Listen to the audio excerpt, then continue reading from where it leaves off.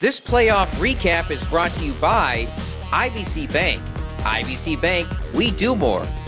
7 to 7 Dental, a better kind of dental practice for the whole family. And by Greg Sherman Videography. Call 419-902-3353 for all your videography needs in San Antonio and the Texas Hill Country. Two of the top teams in Class 2A Division II met in the state quarterfinals here in Pflugerville to decide not only who would move on to the state semifinals, but help answer the question of who would be the king of high school football in 2A Division II in the 20-teens as Bremond took on Falls City. The teams have combined for 4 state championships and 5 final appearances in the 20-teens. Bremond won 3 in a row from 2015 through 2017 with now Texas A&M star Rashad Paul at quarterback. Falls City won a state championship in 2010 and was the runner-up in 2013. The matchup, very simple. Bremond's top running back, JT Anthony, went for 250 last week against Latonia in a win in a game that went into extra possessions. Falls City really hasn't been tested since losing the Polish Bowl in Week 2 to their rivals in Poth.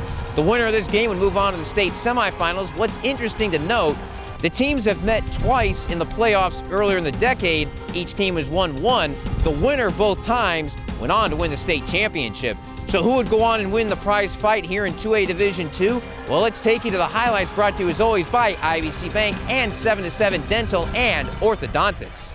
Bremond head coach Jeff Kasowski knew all about big games. He was the head coach of the Tigers when they won those 3 straight titles in the mid-decade. Bret Hart was not on the Falls City staff that went to the finals earlier in the decade, but he has continued the Beaver tradition of strong play and deep playoff runs. Some wondered if FC would take a step back with Keyshawn Johnson and several seniors graduating off of last year's squad. Unfortunately for Bremond, Brady Lyssy, number 7, is just as strong. 2A ball features players that play both ways in the tradition of old school football. The contest was expected to be back and forth, and it was. After getting an early stop, Lyssy went right to work. A 13-yard touchdown run capped off the Beavers' opening drive that featured 2 third-down conversions and gave them an early 7-0 lead. However, it would be the only score of the opening half for the team in blue. Bremond QB Seth Kasowski, the head coach's son, threw a pair of first-half touchdown passes to Dalton Wilganowski to give the Tigers the lead at half. One of those touchdown drives was extended by a roughing-the-passer call against the defense on what would have been a 4th down stop. With the Tigers getting stop after stop in the first half and leading at recess, what did Bret Hart tell his crew in the locker room? We made a few adjustments on our blocking scheme. Okay, and that's pretty much it. But we still had to make the adjustments to where, okay, we're going to come into some tackle oversets. We're going to kind of confuse them. We're going to come out and maybe run a reverse or 2. And we just had to kind of get on the edge at time to time and then kind of just run downhill. Whatever he said, it worked. First drive of the second half would be critical for Falls City. The bad news was it was only a short 1-play drive that lasted only 19 seconds. The good news was they only needed 1 play and 19 seconds. Lyssy took advantage of outstanding blocking at the line, including number 78, Tay Yanta, turned away from defenders and reached the scoring zone ahead of the back judge on a 67-yard run to tie the match at 14. Our O-line is just so good. They do their jobs every play. So for them to open up holes like that, it's just my job to hit them correctly. So I'm just running behind them, and they run this game. So I owe the credit to them. They over-pursued. They tried to shoot every single gap, and that just gave them the opportunity to bust them. We had to change some blocking assignments at halftime. We were kind of messing up on a little bit of a combo block. We should have gone one-on-one, and then we were missing the linebacker.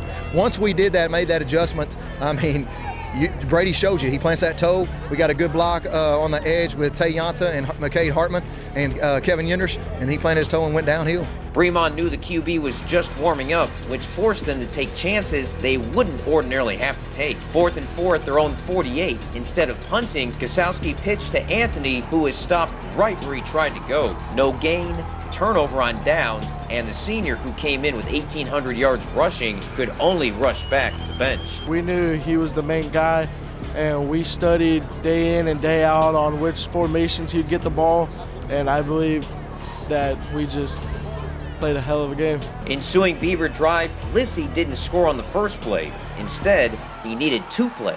37-yard score and stiff-armed the QB DB Kosowski on his way in. PAT failed, but Falls City had the lead back at 20-14. The cheerleaders banged their megaphones in happiness. Bremond would come right back to take the lead on a touchdown of their own. Falls City on their next drive faced 4th and 11 at the Tiger 19. Britt Hart went to the trick play goodie bag. Not one, not two, but 3 pitches in the backfield. Jackson Pipes eventually ended up with the ball. He threw it for Wesley Molina. Somehow he outjumped Kosowski for the ball. 18-yard gain down to the 1. Lyssy would score on the next play, and a 2-point conversion put FC back on schedule and in the lead 28-21. Time now for our IBC Bank Do More play of the game. If there was a play better than that trick play, it had to have been an outstanding play. Kosowski drove his team down the field, rolled left, threw for the end zone into triple coverage where Grant Gendrush was waiting for the early Christmas present. He jumped in front of Cade Herring and made the play to stop what could have been the game-tying drive. They had been hitting the slant in the post up the middle all week, and I just knew that backside was open, so I had to get to the middle of the field covered up. Gendrush's big play to stop a scoring threat, our IBC Bank Do More play of the game. IBC Bank, we do more. On to the 4th quarter where Bremond got a stop on defense, then faced 4th and 2 at their own 38. For the second time in the half, they went for it on their own side of the field, and for the second time in the half, Falls City made the stop. This time the quarterback was stopped in his tracks by freshman Maddox Hartman and friends for no gain and a turnover on downs. It's all about getting yourself prepared, watching film throughout the week, recognizing formations and knowing what to do to them. The Beavers would take advantage of that great field. Lyssy 28-yard run down to the Tigers 7. It eventually led to his 5th touchdown run of the game, 35-21, Falls City with some breathing room. He's a senior. I've looked up to him since I was a freshman last year. He means everything to me, all the seniors do, and just his heart drives all of us. JT Anthony was expected to be a big decider in the contest for Bremond. He didn't have a single big play until the last Tiger offensive snap. They somehow managed to get him a pass on 4th and long. He broke tackles and scored from 61 yards out. Before that play, he had only 49 yards rushing. Remember, he came in with 1850 on the season. The touchdown with 2 minutes left, though, gave them a chance at an onside kick, and it almost worked. Ball banged off a Beavers helmet. Bremond had a chance to recover, but Cody Arisola jumped on the loose object to save the game for Falls City and end Bremond's successful decade. Signs already made to proclaim the news. Falls City beat Bremond 35-28. I think we just played great on all sides of the ball in the second half. Grant, our linebacker, made that great interception. Cody, our linebacker, made that great onside recovery.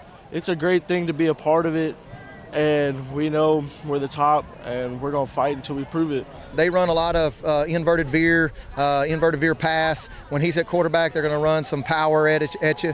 And we just had to be ready and stack that power up and then make sure our linebackers bounce to the outside so he couldn't get to the outside. Time now for locker room celebration and smiles, brought to you by 7-to-7 Dental and Orthodontics, open 7 days a week.